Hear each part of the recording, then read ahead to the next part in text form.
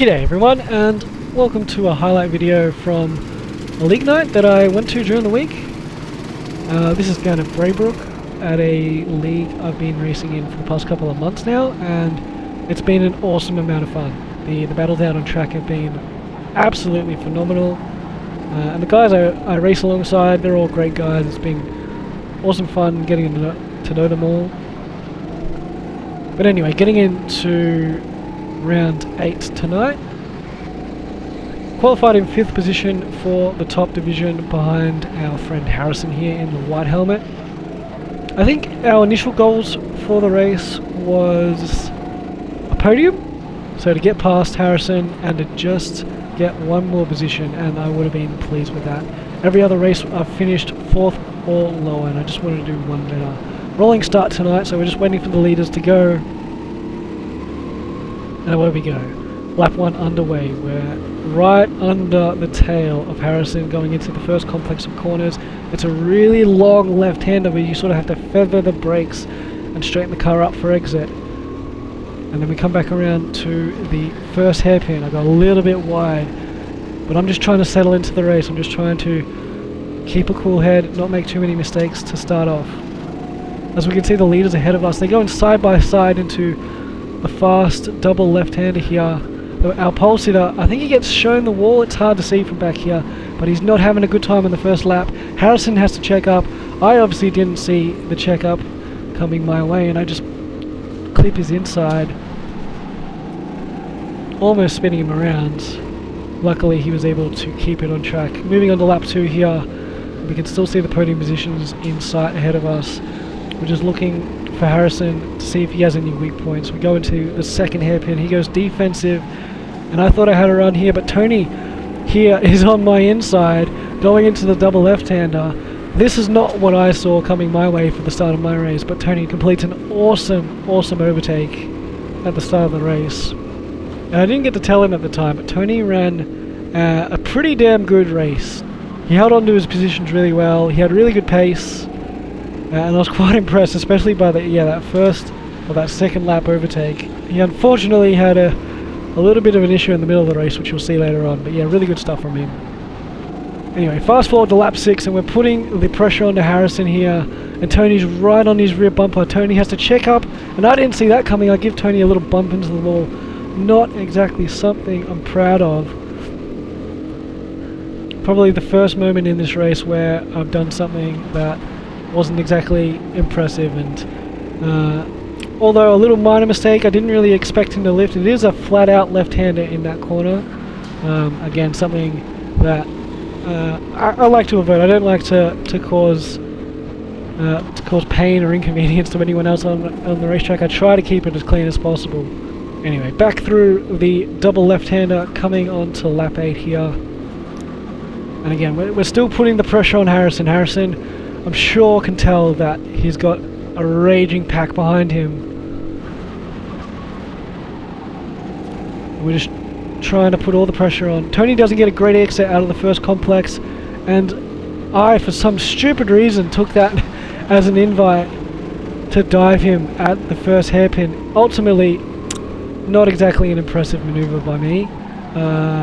Again, that is the second moment that I'm not exactly proud of during that race. Something I definitely shouldn't have tried.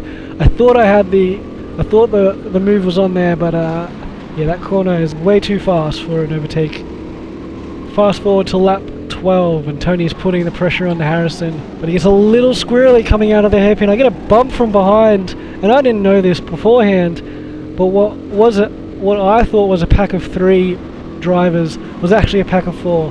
I could feel the pressure. It was Brian behind me that gave me the love tap, just letting me know that he's back there. And not only did I now feel the pressure to get ahead of Tony and ahead of Harrison, I felt the pressure of Brian behind me. And so here we go. In a pack of 4, we got to settle into this race. We got to keep a cool head. Fast forward to lap 16, and this is where it all kicks off. Harrison gets a poor exit coming out of the first hairpin. He goes defensive. Tony tries the over-under and just gets to his inside on approach to the double left-hander. This is a fast section. I follow him through, and I get a little bit too greedy. I try to be a little bit too cheeky, pinch his rear there slows me down. Harrison gets back through and shows me the wall. Brian gets through as well. And if I just wasn't greedy, if I just kept a cool head and just taken the single position, I would have had a very different race, I think. It was not exactly a smart move from me anyway. Moving on to lap 17, I've got to keep my head straight. Still a long race ahead of us.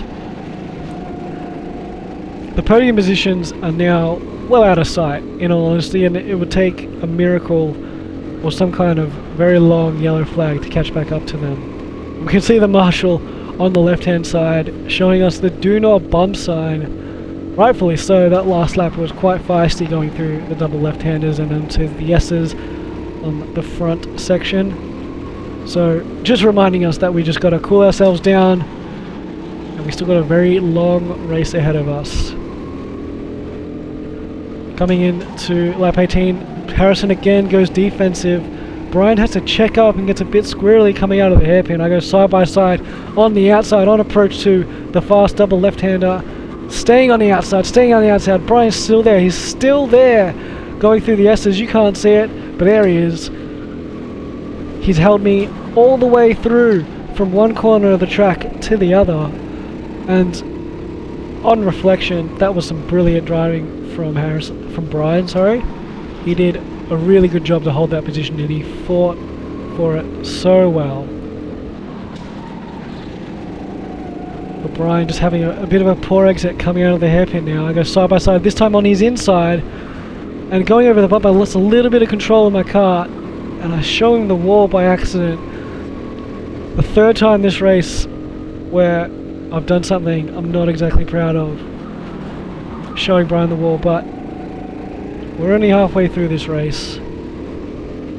But it's a long race, and Brian was still pointing forward. He was still behind me. I still knew he was there. I could hear him behind me. And here we go. Fast forward to lap 22. I make a mistake coming out of the first complex of corners. I hit the wall that allows Brian to my inside. I have to take a wide line going into this corner to just give him a little bit of room.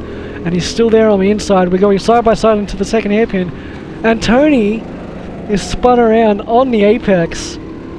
I absolutely pooped my pants. I swear I could see the white in Tony's eyes as me and Brian were approaching the second hairpin side by side.